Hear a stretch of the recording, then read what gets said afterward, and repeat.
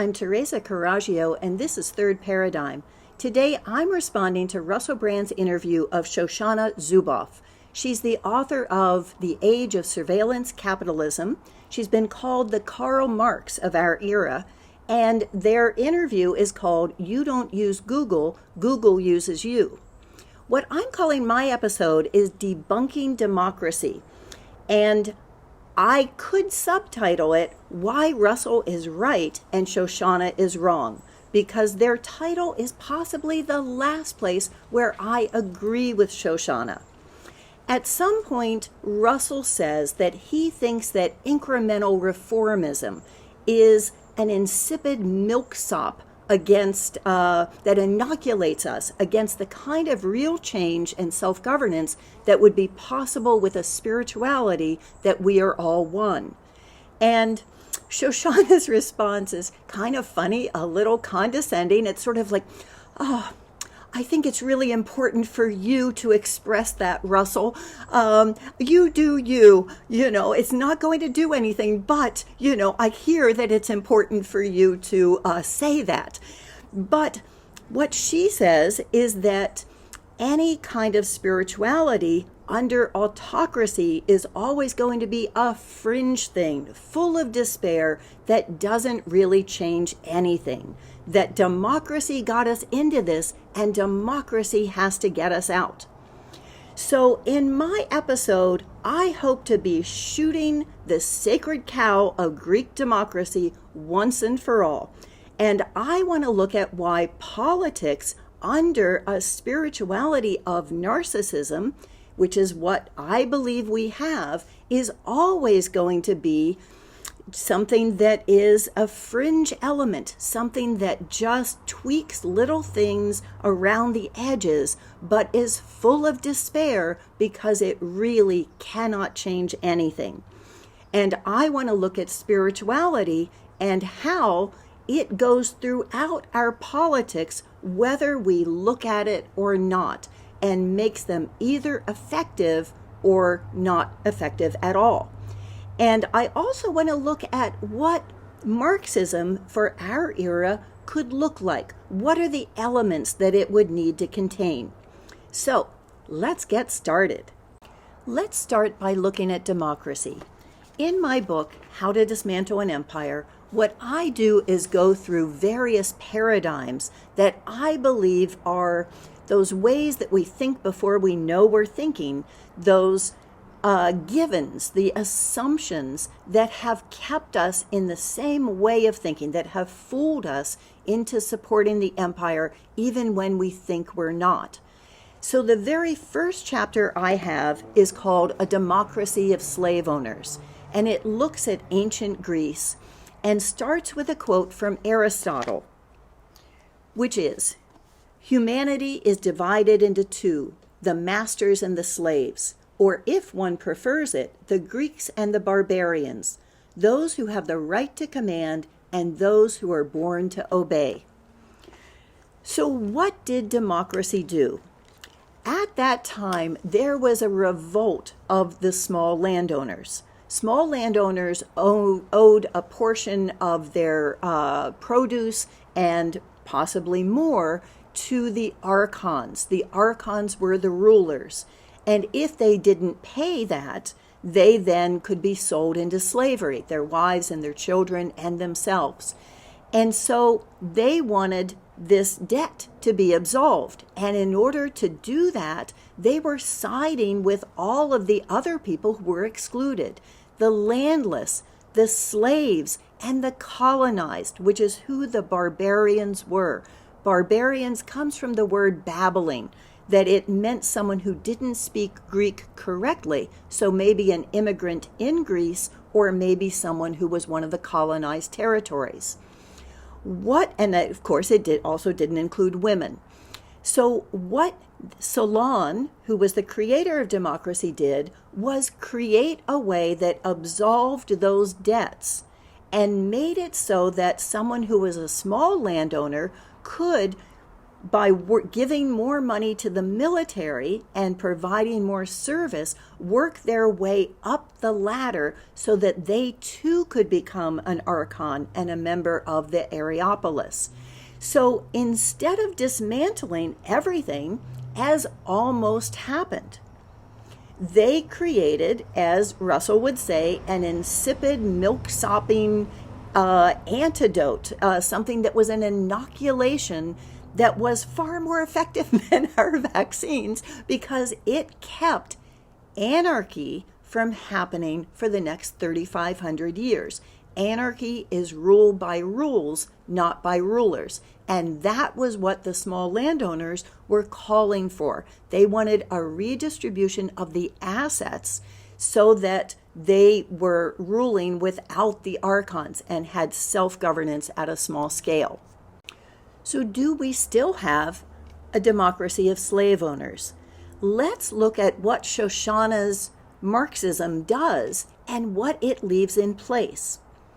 What she says is that in order to change this, you need to look to your left and your right and join arms with everyone in a great public outrage so that we have a mobilized public, so that we put pressure on honest lawmakers, and that we need transnational cooperation. And for all of that, what do we get? What we get is that they stop collecting our data for consumers who are using free products in order to explore the internet. So we're not changing anything other than, as Adam Curtis says, a means of advertising. They're still advertising, but of course, they're just not going to do it more effectively by looking at what our searches are so that they know what ads are going to work for us. Is that really worth it? It leaves in place the idea that we still are consumers, that there are still those who are born to be masters and those who are born to obey.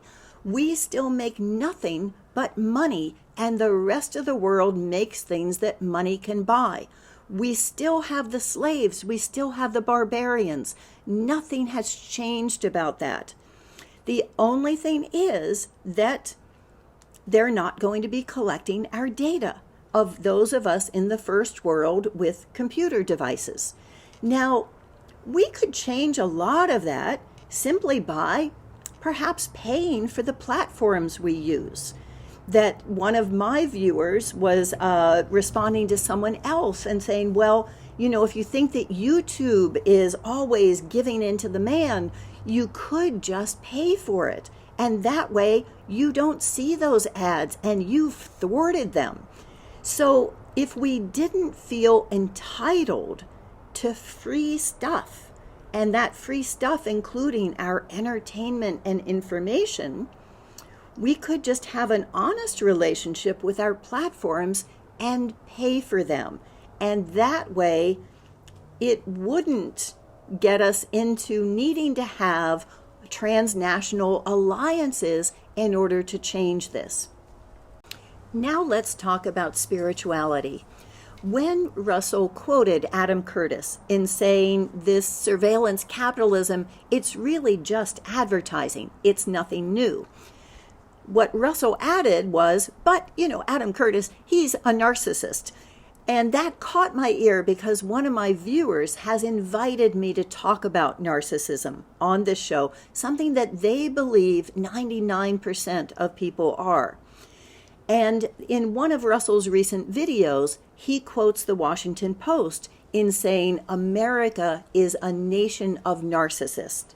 So then he adds that you have to have some kind of concomitant social construct for that would make people into a nation of narcissists. So I want to explore that. What is being a narcissist? A narcissist is someone with an overemphasis on their looks, on their ego, on on their intellect, on their moral superiority. All of these are things that could be part of the narcissistic personality.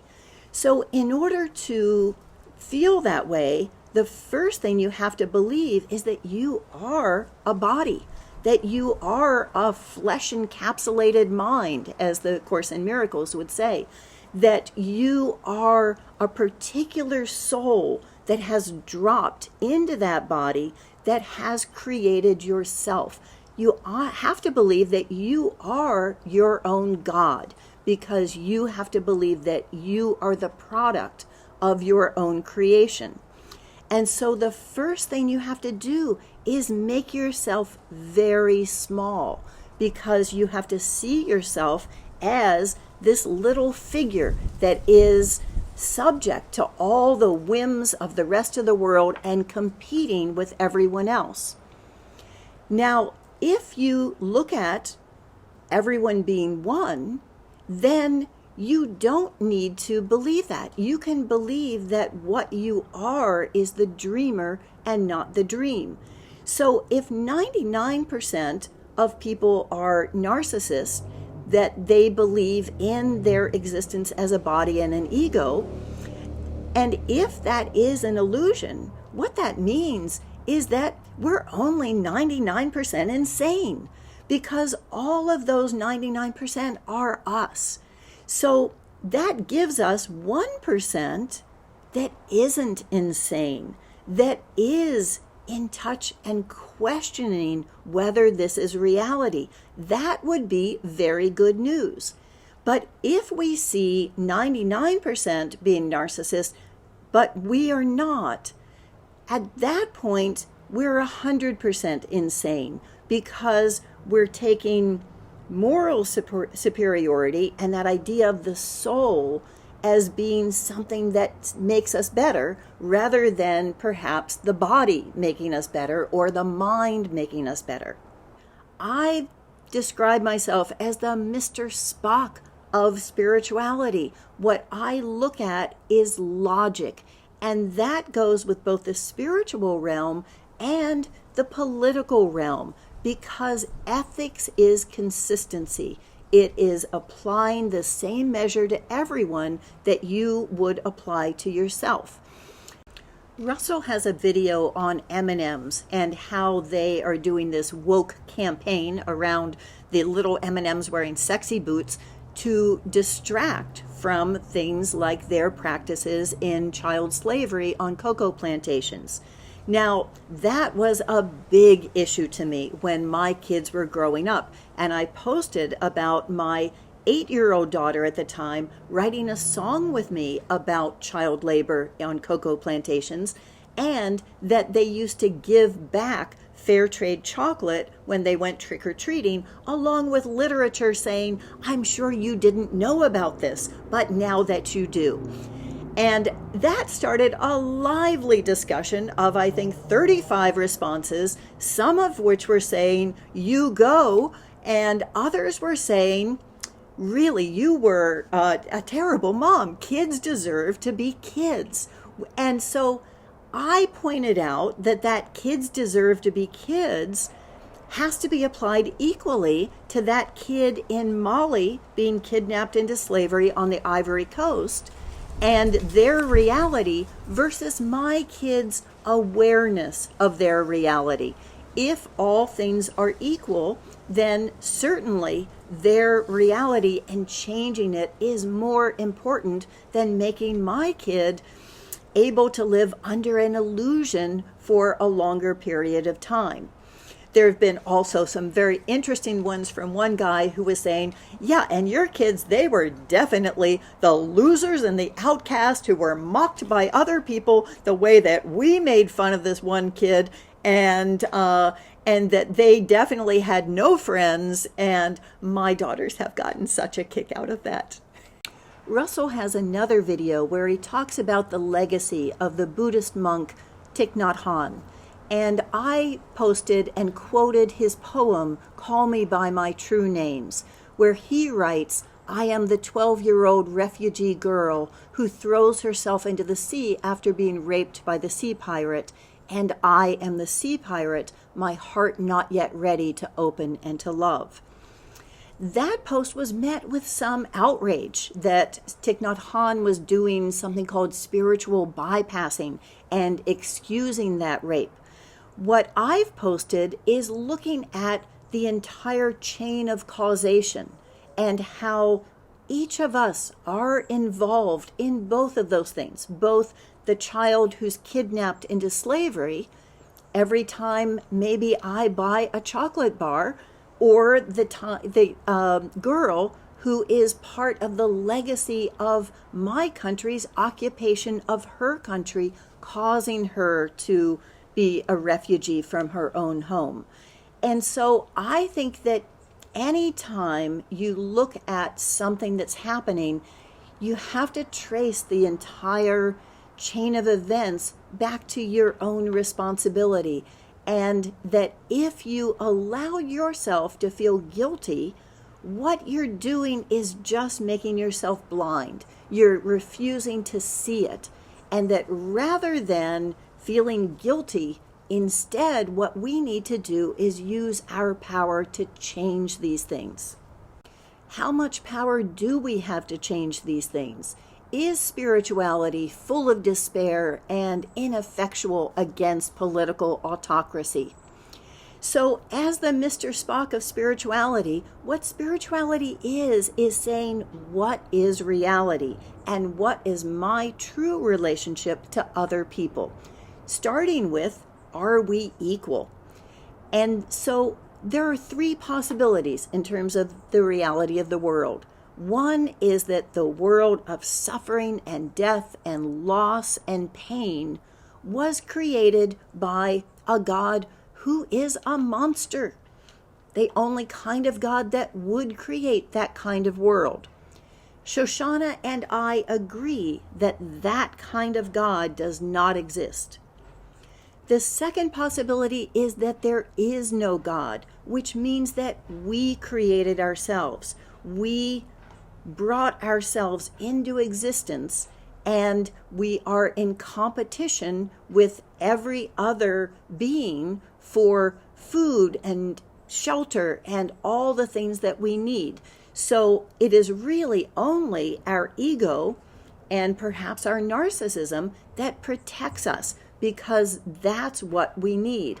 Now, under that paradigm, which I believe is Shoshana's, in order to change anything, you have to convince every individual person to give up their self-interest for a common good, or for your particular common good.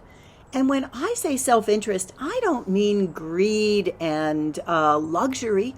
What I mean is doing the job every day that puts food on the table and getting to spend a little time with their kids. That's what we need to give up in Shoshana's world in order to write letters and hold lawmakers accountable and join arms with all the people next to us in order to fight this terrible thing, which isn't torture, which isn't occupying other people's countries. It's advertising. And then there's the third possibility, which is what Russell and I entertain the possibility of. Not believe in, just entertain it as a possibility. That we are one mind, which is having this dream of being separate bodies. In that case, as A Course in Miracles says, there's no order of difficulty in miracles. That in a dream you don't say, oh, that's a really big monster. I could change this if it was a little monster, but that monster is way too big for me to change this in my dream. I don't know about you, but sometimes I'll wake up in the middle of a nightmare, and in order to go back to sleep, what I have to do is re-script the dream. I have to find a way that makes those enemies into something that is friendly, something that is working in my favor. And that is also possibly what we can do here. that we don't need to change every single individual mind. We can just change our own mind and get rid of those contradictions that make us want to see ourselves as better, because that's when we think that we're going to be safe, that wants to see ourselves as the 12-year-old girl, but say, no, that sea pirate, that could never be me. As long as we're doing that, we don't have the power to be able to change everything in the radical way that Russell and I want. What would a Marxism for our era look like under this paradigm? Marxism is generally critiqued not for its vision, but for its logistics, that Karl Marx didn't have a plan. So if we were to accomplish the anarchy that the small landowners of ancient Greece wanted, we would have commonwealths of 100,000 people, say. And in those, I think it would be entirely possible to say that any time that we're doing trade with someone who does not have the same environmental or labor standards that we do, that's going to be taxed at 50%. We could look at whether we wanted to fund wars of occupation in countries like Vietnam. When Noam Chomsky was asked, why Vietnam? Why is this little country such a threat to the U.S.? What he said was that one bad apple can spoil the barrel. That one example of a little country that is actually increasing the quality of life for their citizens without participating in the neoliberal model, that would give the lie for every other country. That's true for any small county, any little community, any village, any city, that if one were able to show that this was possible, it would really be that one good apple could cure the barrel. Our enemies in this dream may be the ones that catapult us into awakeness even more than our friends. Here's another video that is along the same lines, and here's a playlist that looks at mind over matter and what reality is in the grand scheme of things. Thank you, and I hope that you subscribe.